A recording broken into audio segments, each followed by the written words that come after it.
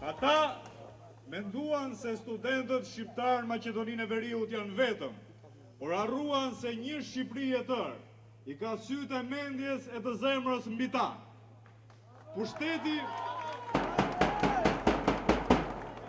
Shia e pushtetit u bëri gjakun ujë disave, e i bëri të pyesin nëse vlen apo nuk vlen kauza e studentëve shqiptarë. Nuk u interesuan se si 40 rinj shqiptar student nga Tirana u ndodhën në terror psikologjik 8 orë rrugëve të Maqedonisë, por nga dëshpërimi për pushtet,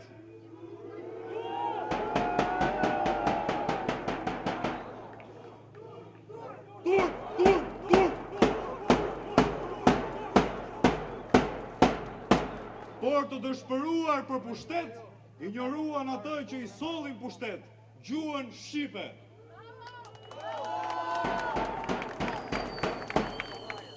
Dhe u morën me lapsuset prodhuara nga lodhja e nga rebelizmi, antagonizmi ndaj tentativave që po bëjnë për të gjymtuar të drejtat e studentëve shqiptar atje.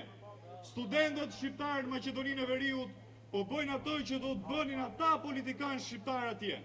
Të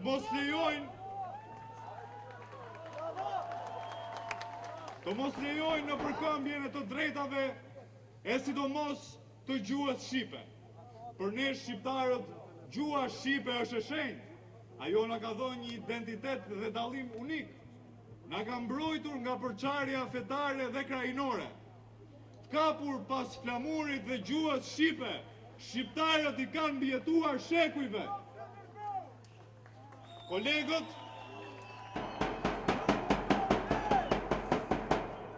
Kolegët dhe bashkëmoshatarët tanë shqiptar, Maqedoninë e Veriut, na dha një mësim, na dha një mesazh që ndoshta edhe mund të ishte harruar. Shqiptaria nuk di të ndalet, dhe ne do të jemi me ta deri në fund, deri në realizimin e kërkesave të tyre, pavarësisht mekanizmave të shtetit Maqedonas, apo ndonjë politikani shqiptar gjakprishur në Maqedoninë e Veriut. Zoti i bekov studentët shqiptar në Maqedoni, Zoti i bekov shqiptarin.